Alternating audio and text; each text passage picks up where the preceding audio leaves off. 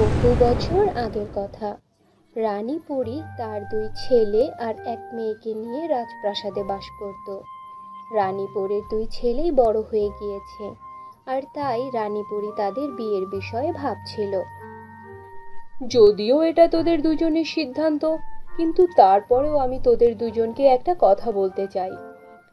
আমি তোদের দুজনের জন্য ছেলের বউ হিসেবে ফুটফুটে সুন্দর দুইজন ফুলপরীকে পছন্দ করেছি।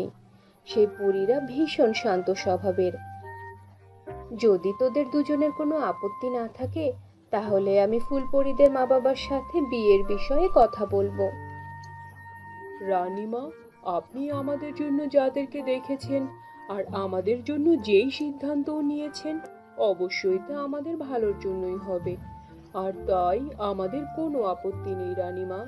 আপনি যা বলবেন তা আমাদের জন্য আদেশ হবে, আদেশ রানীমা। নিজের ছেলেদের এই কথা শুনে রানী পরী অনেক খুশি হয়ে যায়, কিন্তু এই কথা রানী পরীর মেয়ে টিনার একদমই ভালো লাগেনি। এমনিতেই এই প্রাসাদে এত মানুষ, তার উপর আরো দুইজনকে রানীমা বউ বানিয়ে নিয়ে আসবে। কেন, মানুষের কি কম পড়েছে নাকি এই প্রাসাদে? অল্প কিছুদিনের মধ্যেই অনেক ধুমধাম করে রানী পরীর দুই ছেলেদের সাথে ফুলপরীদের বিয়ে হয়ে যায়, আর দুই ফুলপরী পুত্রবধূ হয়ে প্রাসাদে চলে আসে। কিন্তু এই সব কিছুতে টিনা একটুও খুশি ছিল না। টিনা মা আমার, ওরা দুইজন তোমার ভাবি। ওরা তো এই প্রাসাদে নতুন, তাই এই প্রাসাদে অনেক কিছুই ওদের অচেনা। বন্ধুরা, তোমরা তোমাদের নাম কমেন্ট বক্সে কমেন্ট করে জানাও, কারণ তোমাদের নাম দিয়েই তৈরি হবে আমাদের পরবর্তী কার্টুন ভিডিও। এখন এটা তোমার দায়িত্ব, তুমি ওদেরকে পুরো মহল ঘুরিয়ে ঘুরিয়ে দেখাবে, কেমন? আর ওদেরকে জানিয়ে দেবে কোন জায়গায় কি রয়েছে, যাতে করে এই প্রাসাদে থাকতে ফুলপরীদের কোনো অসুবিধা না হয়।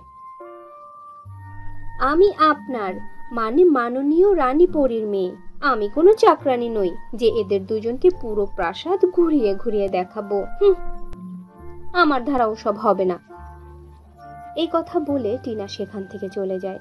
তখন রানী পরী বলে, ফুলপরী বৌমা, তোমরা কিছু মনে করো না। টিনা একটু চঞ্চল স্বভাবের, তবে একবার যদি তোমাদের মধ্যে বন্ধুত্ব হয়ে যায়, তখন দেখবে তোমাদের একসাথে থাকতে আর কোনো অসুবিধা হবে না। অপরদিকে টিনা মনে মনে চিন্তা করতে থাকে, আগে থেকেই আমার দুই ভাই রানীমার রাজসত্তাকে পাওয়ার জন্য আমার পথে বাধা হয়ে দাঁড়িয়ে আছে, আর এখন আবার এই দুই ভাবি এসেও জুটেছে। উফ, আমি করব তো কি করব? ধীরে ধীরে সময় পার হতে থাকে। যেহেতু ফুলপরীরা নতুন নতুন বউ হয়ে প্রাসাদে এসেছে, এই কারণে রানী পরী তাদের জন্য খুব সুন্দর সুন্দর গাউন, জুয়েলারি ইত্যাদি অনেক কিছু উপহার দিয়েছে। আর এই সব কিছু দেখে টিনা আরো বেশি হিংসায় জ্বলে পুড়ে যাচ্ছে। আর এই কারণে ধীরে ধীরে তার মনে তার ভাবিদের প্রতি ভীষণ ঘৃণা জন্ম নিতে থাকে। ব্যাস, অনেক হয়েছে, আর না। যখন থেকে এই দুই পরী প্রাসাদে এসেছে, তখন থেকে তো মনে হয় আমার মা আমাকে ভুলে গিয়েছে। আমাকে নিয়ে তো কোনো খেয়াল নেই তার মাথায়। কিন্তু এখন এসব আর চলবে না। আমিও এখন এদেরকে বেশি দিন এই প্রাসাদে টিকতে দেব না। এই কথা বলে টিনা রাজপ্রাসাদের সভাঘরে চলে যায়, আর সেখানে গিয়ে জোরে জোরে কাঁদতে শুরু করে। যখন রানী পরী টিনার কান্নার আওয়াজ শুনতে পায়, তখন সে ঘর থেকে বাইরে বের হয়ে আসে। আর তারপর সে টিনাকে জিজ্ঞেস করে, কি হয়েছে টিনা মা আমার? তুই এভাবে কাঁদছিস কেন? আমাকে বল মা, কি হয়েছে তোর? সব ঠিক আছে তো? না মা, কিচ্ছু ঠিক নেই। তুমি যে ছেলের বউদের নিয়ে এসেছো, তারা ভীষণ খারাপ। একটু আগে আমি তাদের ঘরের সামনে থেকে আসছিলাম, তখন তাদের ঘরের ভেতর থেকে তাদের দুজনের হাসির শব্দ শুনতে পেলাম মা। ভাবিরা দুজন নিজেদের মধ্যে কথা বলছিল আর জোরে জোরে ঠাট্টা করছিল। ভাবিরা বলছিল কবে যে এই বুড়ি টপকে যাবে আর আমরা এই প্রাসাদের রাজত্ব করব। মা, ওরা তো কিছু ভুল বলেনি রে মা। আমার মৃত্যুর পরে ওদেরকেই তো এই সব কিছুর দেখাশোনা করতে হবে। এই সব কিছু তো তখন ওদেরই হবে, তাই না? টিনা মা আমার, তুই একটু বেশিই চিন্তা করছিস। যা মা, নিজের ঘরে যা আর একটু বিশ্রাম কর। এই কথা বলে রানীপুরী সেখান থেকে চলে যায়। উফ, এই আইডিয়াটাও তো পুরো পানিতে গেল। কোনো ব্যাপার না, আমার কাছে আরো অনেক আইডিয়া আছে। এরপর টিনা রানীপুরীর সব থেকে দামি স্বর্ণের হার চুরি করে ফুলপরীদের ঘরে লুকিয়ে রেখে আসে। তারপর রানীপরী সেই হারটি তার সম্পূর্ণ ঘরে খোঁজ করতে থাকে। তখনই সেখানে টিনা চলে আসে। কি হয়েছে মা, তুমি কি কিছু খোঁজ করছো? হ্যাঁ রে মা, আমার ওই স্বর্ণের হারটা সকাল থেকে কোথাও খুঁজে পাচ্ছি না। ওই হার যেটা আমি সভায় যাওয়ার সময় পরে যাই, জানি না হারটাকে কোথায় রাখলাম। তোর কাছে কি আছে ওই হার? আমার কাছে তো নেই মা, তবে আমি কোথায় যেন হারটা দেখেছি। ও হ্যাঁ, আমার মনে পড়েছে, তোমার ওই স্বর্ণের হারটা আমি তোমার ছেলের বউদের হাতে দেখেছিলাম। আচ্ছা মা, ওরা আবার তোমার ওই হার চুরি করলো না তো? এরপর রানীপরী ছেলের বউদেরকে তার ঘরে ডাকে আর পুরো বিষয় খুলে বলে। না না রানীমা, আমরা আপনার হার চুরি করিনি। আর আপনি তো আমাদেরকে অনেক কিছুই দিয়েছেন। এত কিছু থাকার সত্ত্বেও আমরা আপনার হার কেন চুরি করব? আমাদের কোনো প্রয়োজন নেই সেই হারের রানীমা। হ্যাঁ, আপু ঠিক কথাই বলেছে। আর তাছাড়া আমরা আপনাকে অনেক সম্মান করি রানীমা। এই ধরনের বাজে কাজ আমরা কোনোদিনও করতে পারবো না। মা, মায়েরা দুজন মিথ্যে কথা বলছে। আমি এদের ঘরে তোমার ওই স্বর্ণের হার দেখেছি মা। তুমি একটু দাঁড়াও, আমি এক্ষুনি নিয়ে আসছি। এই কথা বলে টিনা তার ভাবিদের ঘরে যায় আর সে যেখানে হারটি লুকিয়ে রেখেছিল সেখান থেকে হারটা বের করে নিয়ে আসে আর রানীপরীকে দেখিয়ে বলে, এই দেখো মা, তোমার স্বর্ণের হার। দেখলে তো, আমি তো আগেই বলেছিলাম যে তোমার ছেলের বউরা তোমার হার চুরি করেছে। আরে টিনা, থাম তো, ওরা কেন এই হার চুরি করতে যাবে? হয়তো আমি নিজেই ভুল করে এই হার ওদের ঘরে রেখে এসেছিলাম। এমনিতেও আমার স্মৃতিশক্তি কিছুটা দুর্বল হয়ে গিয়েছে, সবকিছুই ভুলে যাচ্ছি। ছাড়ো সব, এখন জলদি জলদি করে আমার হারটা দে, আমাকে রাজসভাতেও যেতে হবে, দেরি হয়ে যাচ্ছে। এই কথা বলে রানীপরী সেখান থেকে চলে যায় আর টিনার এই আইডিয়াটাও ফেল হয়ে যায়। উফ মা, ও না, মা কেন এদের দুজনকে এত বিশ্বাস করে? আমি তো ভেবেছিলাম মা এবার এদের দুজনকে এই প্রাসাদ থেকে বের করে দিবে, কিন্তু না, মা তাদের সামান্য বকাঝকাটুকুও করেনি।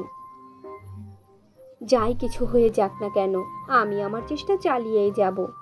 পরের বার আমি এমন কিছু করব যা কেউ কল্পনাও করতে পারবে না। টিনা আবার শয়তানি ফন্দি আঁটতে শুরু করে। অপরদিকে দুই ফুলপরী রানীপরীকে খুশির খবর শোনায় যে তারা মা হতে চলেছে। এই কথা শুনে রানীপরী অনেক খুশি হয়ে যায়। সত্যি বলছো বৌমা?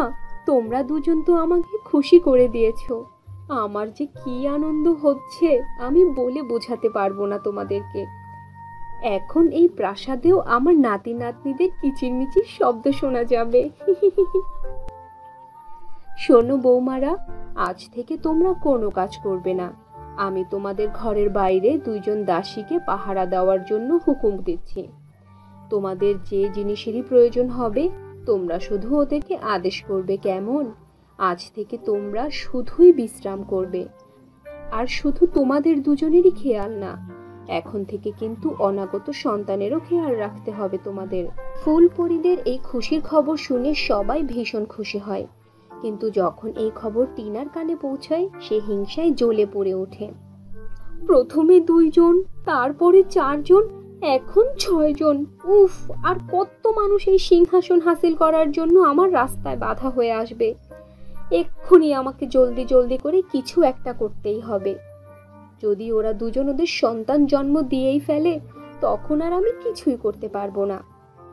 এসব চিন্তা করে টিনা রানীপরীর কাছে যায় আর তাকে বলে, মা, তোমার মনে আছে কয়েক বছর আগে তুমি যখন পৃথিবীতে গিয়েছিলে তখন তোমার জাদুর লাঠি হারিয়ে গিয়েছিল। তখন পৃথিবীর একজন মহিলা তোমাকে সাহায্য করেছিল। হ্যাঁ, অবশ্যই মনে আছে। আমি কিভাবে সেই মহিলার উপকারের কথা ভুলে যাব? উনি তো আমার কাছে উপরওয়ালার আরেক রূপ ছিল। হ্যাঁ মা, কিন্তু আমি খবর পেয়েছি এখন নাকি উনি অনেক অসুস্থ। কিছু পরী পৃথিবীতে বেড়াতে গিয়েছিল, তারাই আমাকে এই খবর দিয়েছে। মা, আমি বলি কি, তুমি একবার পৃথিবীতে গিয়ে সেই মহিলাকে দেখে আসো। যদি ওনার কিছু হয়ে যায় তখন কিন্তু শুধু আফসোসই করতে হবে তোমাকে মা। তুই একদম ঠিক কথাই বলেছিস রে মা। ঠিক আছে মা, আমি তাহলে ওই পৃথিবীতে গিয়ে একবার ওই মহিলার সাথে দেখা করে আসি। তবে মা টিনা, তুই কিন্তু তোর ভাবিদের দিকে অনেক খেয়াল রাখবি, কেমন? এখন কিন্তু ওদেরকে অনেক যত্ন করতে হবে, আর ওদের দিকে বিশেষ খেয়ালও রাখতে হবে। আর আমার অনুপস্থিতিতে এই পুরো পরিদেশের দেখাশোনা করবি তুই। তারপর রানীপরি পৃথিবীতে আসে আর সেই মহিলার খোঁজ করতে থাকে। কিছু সময় খোঁজাখুঁজির পরে রানীপরি সেই মহিলার ছায়া দেখতে পায় আর সেদিকেই যেতে থাকে। সেখানে একটি গুহা ছিল। রানীপরি সেই গুহার মধ্যে প্রবেশ করে। গুহার মধ্যে যাওয়ার সাথে সাথেই হঠাৎ করে সেই ছায়া গায়েব হয়ে যায়, আর সাথে সাথেই গুহায় প্রবেশের মুখ অনেক বড় একটি পাথর দিয়ে বন্ধ হয়ে যায়। আর এই সব কিছুই টিনা করছিল। টিনাই এই সব চাল ছিল। সব কাজ শেষ করে টিনা পরীদের দেশে ফিরে আসে, আর প্রাসাদে পৌঁছেই সে তার মা রানী পরীর রূপ ধারণ করে। এখন দেখব কে আমাকে থামায়। এই কথা বলে টিনা রানীপুরের ঘর থেকে বের হয়ে তার ভাবিদের ঘরের দিকে যায় আর তাদেরকে বলে, শোনো, অনেক আরাম করেছো তোমরা দুজনে, এখন যাও, গিয়ে রাজপ্রাসাদের সব কাজ করো। এসব আপনি কি বলছেন রানীমা? প্রাসাদের সব কাজ তো দাসীরা করে। তাছাড়া দাসীরা খুব নিখুঁতভাবে প্রাসাদের সব কাজ সম্পন্ন করে। তাহলে আমাদের কাজ করার কি কোনো প্রয়োজন আছে? আমি সব দাসীদেরকে কাজ থেকে বের করে দিয়েছি। আজ থেকে রাজপ্রাসাদের সব কাজ তোমরা দুজনে মিলে করবে। কিন্তু রানীমা, আমরা তো দুজন গর্ভবতী। এই অবস্থায় এত কাজ আমরা কিভাবে করব? ওসব আমি জানি না বাপু, আমি যা বলছি তা চুপচাপ করো, এটা আমার হুকুম। এরপর বাধ্য হয়ে দুই ফুলপরি বউ রাজপ্রাসাদের সব কাজ করতে শুরু করে। সব কাজ শেষ করে যখন তারা একটু বিশ্রাম নেওয়ার জন্য বসে, তখনই টিনা আবার রানীপুরের রূপ ধারণ করে তাদের কাছে আসে আর তাদেরকে বলে, আরে আরে, তোমরা বসে কেন আছো? রানীমা, রাজপ্রাসাদের সব কাজ শেষ। আরে হ্যাঁ, আমি তো বলতেই ভুলে গিয়েছিলাম, প্রাসাদে পানির সাপ্লাই বন্ধ হয়ে গিয়েছে। তোমাদেরকে পরীদের দেশে নদী থেকে কলসি ভরে ভরে পানি আনতে হবে, আর প্রাসাদের পানির টাঙ্কি ভরতে হবে। রানীমা, এমন কাজ করা তো আমাদের গর্ভের সন্তানের জন্য অনেক ঝুঁকিপূর্ণ, এটা ঠিক হবে না। আমি খুব ভালো করেই জানি কোনটা ঠিক আর কোনটা ভুল, আমাকে শিখাতে আসবে না। তাই আমি যা বলছি চুপচাপ মুখ বন্ধ করে সেই কাজ করো, যাও। দুই ফুলপরি বউ কিছুই বলতে পারে না, চুপচাপ পানির কলস নিয়ে পানি ভরে আনতে চলে যায়। যখন বাকি পরীরা এই দৃশ্য দেখে তখন তারা সবাই অবাক হয়ে যায়। আরে এই সব কি? ওরা তো রানী পরীর ছেলের বউ, কিন্তু এই অবস্থাতে ওরা নদী থেকে পানি নিতে কেন এসেছে? তোমার কথা তো একদম ঠিক, এই অবস্থায় ওদেরকে সম্পূর্ণ বিশ্রাম করতে হবে, কিন্তু ওরা এত ভারী কাজ কেন করছে? কি হয়েছে তোমাদের? তোমরা এই অবস্থায় এত কঠিন কাজ কেন করছো? এই সব আমরা আমাদের ইচ্ছায় করছি না, এই সব কিছুই রানী পরীর আদেশ। ফুল পরীদের এই কথা শুনে বাকি সব পরীরা রানী পরীকে নিয়ে তাদের নিজেদের মত প্রকাশ করতে থাকে। অপরদিকে টিনা তার ভাবিদেরকে দিয়ে এত কাজ করানোর পরেও কোনো কাজ হচ্ছে না দেখে সে অনেক জঘন্য একটি চক্রান্ত করে আর তার ভাবিদেরকে পরীদের দেশের সব থেকে বড় পাহাড়ের চূড়ায় নিয়ে আসে। কি হয়েছে রানীমা? আপনি আমাকে আর আপুকে এখানে কেন নিয়ে এসেছেন? কেন নিয়ে এসেছি সেটা তো তোমরা একটু পরেই বুঝতে পারবে। এই কথা বলে টিনা তার ভাবিদেরকে পাহাড়ের চূড়ার আরো পাশে নিয়ে যায় আর তারপর তাদের দুজনকে ঝট করে ধাক্কা দিয়ে নিচে ফেলে দেয়। ফুলপরীরা নিজেদেরকে সামলাতে পারে না আর তারা অনেক জোরে নিচে পড়তে থাকে। তারা দুইজন হাওয়ায় ভাসতে থাকে। তখনই হঠাৎ করে সেখানে রানীপরী প্রকট হয়ে যায়। রানীপরী তার জাদু শক্তি দিয়ে ফুলপরীদেরকে বাঁচিয়ে নেয় আর তাদের দুজনকে পাহাড়ের উপরে নিয়ে আসে। নিজের মাকে দেখে টিনা তার আসল রূপে ফিরে আসে। যখন রানীপরী টিনার সকল কর্মকাণ্ড সম্পর্কে জানতে পারে তখন টিনার ওপর তার ভীষণ রাগ হয়।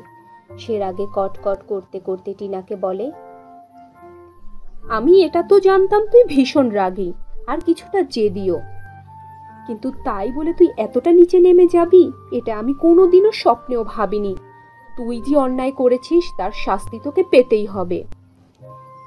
এই কথা বলে রানীপরী টিনাকে নিয়ে পরীদের দেশের কালকুঠুরিতে বন্দী করে দেয়।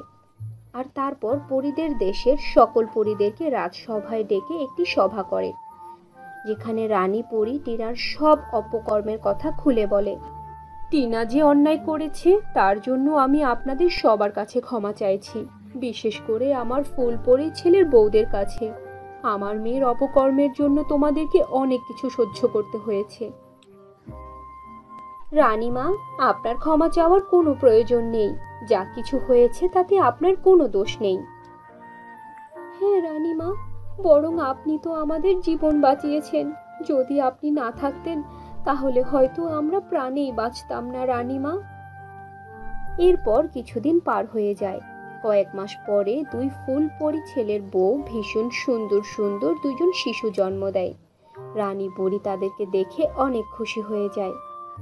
এরপর থেকে তারা সবাই সুখে শান্তিতে তাদের জীবন পার করতে থাকে। তো বন্ধুরা, এই ছিল আমাদের আজকের গল্প। আশা করি গল্পটি তোমাদের কাছে খুব ভালো লেগেছে। ভালো লাগলে আমাদের আজকের গল্পটিতে একটি লাইক দাও, কমেন্ট করো আর তোমার বন্ধুদের সাথে শেয়ার করো। আর যদি আমাদের চ্যানেলে নতুন হয়ে থাকো তাহলে আমাদের চ্যানেলটি সাবস্ক্রাইব করে পাশে থাকা বেল নোটিফিকেশন অন করে দাও। তো দেখা হচ্ছে পরবর্তী ভিডিওতে।